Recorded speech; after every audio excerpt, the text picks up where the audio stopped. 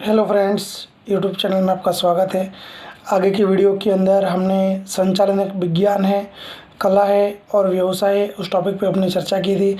आज का हम जो चर्चा का विषय है वो संचालन के स्तर कितने हैं उस पर हम चर्चा करेंगे। उनकी परिभाषा क्या है, तीनों का कार्यक्षेत्र क्या है, उस पर हम डिस्कस करने वाले हैं। सबसे पहले हम बात करें तो संचालन के हमें 3 स्तर देखने को मिलते हैं: उच्च स्तर, मध्य स्तर और निम्न स्तर। हम सबसे पहले बात करेंगे उच्च स्तर की। उच्च स्तर किसे कहते हैं, उसकी परिभाषा क्या है, उसका डिस्कशन हम करते हैं। तो सामान्य रूप से बात करें, संचालन के अंदर जो सर्वोच्च अधिकार रखने वाला स्तर होता है उस स्तर को आई थिंक उच्च स्तर कहा जाता है। इसके बाद हम देखें तो उच्च स्तर के अंदर सामान्य रूप से संचालक मंडल का समावेश होता है, जो ट्रस्टी होते हैं उनका समावेश होता है, जो बोर्ड ऑफ डायरेक्टर होते हैं उनका समावेश होता है, जनरल मैनेजर का समावेश होता है, चीफ एग्जीक्यूटिव ऑफिसर का भी समावेश किया जाता है। इसके अलावा ये जो उच्च स्तर होता है, उस उच्च स्तर का जो महत्वपूर्ण कार्य होता है वो नीति विषयक निर्णय लेने का माना जाता है। इस स्तर को सामान्य रूप से शिखर स्तर के रूप में भी जाना जाता है। अब हम इसके कार्यों की बात करते हैं तो सबसे पहला उसका जो कार्य है वो इकाई के जो मुख्य उद्देश्य होते हैं, जो गौण उद्देश्य होते हैं, उस मुख्य और गौण उद्देश्य को निर्धारित करना है। इकाई के ट्रस्टी के रूप में कार्य करना, विभागों के द्वारा जो भी अंदाजपत्र बनाए जाते हैं उन सारे अंदाजपत्रों का स्वीकार करना है। जो भी चीफ एग्जीक्यूटिव ऑफिसर है या तो जो भी दूसरे विभागीय अधिकारी है उन सबकी नियुक्ति करना और नियुक्ति करने के बाद उसे अधिकार और दायित्व सौंपने का काम करना। इसके अलावा हम बात करें तो कानूनी व्यवस्था को बनाना, कानूनी व्यवस्था बनाकर उसका पालन करवाना, उसको लागू करवाना और जो भी इकाई के आर्थिक हित होते हैं उन आर्थिक हितों को ध्यान में रखना। इसके अलावा दीर्घकालीन आयोजन करना, दीर्घकालीन आयोजन करने के बाद सही निर्णय लेने का काम भी करना। संचालन की जो भी जटिल समस्या होती है उन जटिल समस्याओं का अध्ययन करना, अध्ययन करने के बाद उसे दूर करने का प्रयत्न करना, यह कार्य भी संचालन के उच्च स्तर पर ही किया जाता है। इकाई के लिए अलग अलग योजनाओं का निर्माण करना पड़ता है। निर्माण करने के बाद उसका अमल भी इस स्तर पर किया जाता है। लाभ का विभाजन करना, आरक्षण, लाभ का पुनर्विनियोग, ये सारी प्रवृत्ति हमें उच्च स्तर पर ही देखने को मिलती है। इसके बाद हम बात करने वाले हैं मध्य स्तर की। मध्य स्तर किसे कहते हैं वो हमें पता होना चाहिए।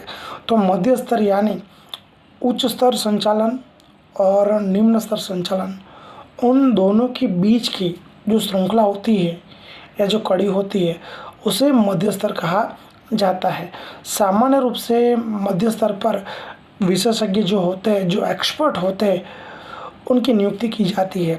हम बात करें तो सामान्य रूप से क्रय अधिकारी, विक्रय अधिकारी, उत्पादन अधिकारी इत्यादि का समावेश मध्य स्तर पे किया जाता है। मध्य स्तर पर उच्च स्तर से जो भी आदेश दिए जाते हैं उन सभी आदेशों का पालन किया जाता है। हम कार्यों की बात करते हैं। CEO, चीफ एग्जीक्यूटिव ऑफिसर, मुख्य प्रबंधकीय अधिकारी के द्वारा जो भी आदेश दिए जाते हैं उन आदेशों का पालन यहाँ पे मध्य स्तर पे किया जाता है। जो भी विभागीय अधिकारी होते हैं उनके द्वारा जो भी विभागीय अंदाजपत्र तैयार किया जाता है उस विभागीय अंदाजपत्र को स्वीकार करने के लिए उच्च स्तर पर प्रेषित करना पड़ता है।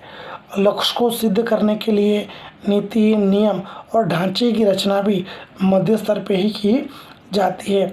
विभाग की जो प्रवृत्तियाँ होती है उस प्रवृत्तियों की कार्यकुशलता में बढ़ोतरी हो, ऐसे प्रयत्न भी शायद इसी स्तर पे किए जाते हैं। यहाँ पे जितने भी विभाग होते हैं उन विभाग में काम करने वाले कर्मचारियों के उत्साह में वृद्धि हो, ऐसे प्रयत्न भी इसी स्तर पे किए जाते हैं। एक विभाग के अधिकारी दूसरे विभाग के अधिकारियों के साथ निरंतर संपर्क में रहे, ऐसे प्रयत्न भी हम मध्य स्तर पर करने का प्रयत्न करते हैं। उप विभाग के दूसरे जो गौण कार्य होते हैं उस गौण कार्यों पे ध्यान रखने का काम भी आई थिंक यहाँ पे मध्य स्तर पर भी किया जाता है। उच्च स्तर के द्वारा जो भी नीति विषयक निर्णय लिए जाते हैं, उन नीति विषयक निर्णय लेने में भी आई थिंक मध्य स्तर के द्वारा सहायता प्रदान करने का काम किया जाता है।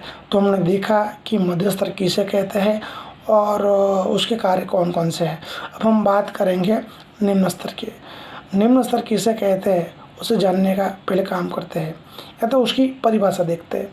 निम्न स्तर अर्थात संचालन की जिस स्तर में जॉबर, फॉरमैन, सुपरवाइजर, निरीक्षक इत्यादि वर्ग के द्वारा कार्य किया जाता है, इस स्तर को निम्न स्तर कहा जाता है।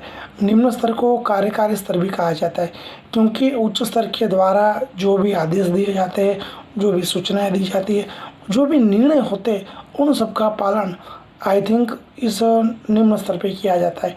इसी वजह से उसे कार्यकारी स्तर भी कहा जाता है।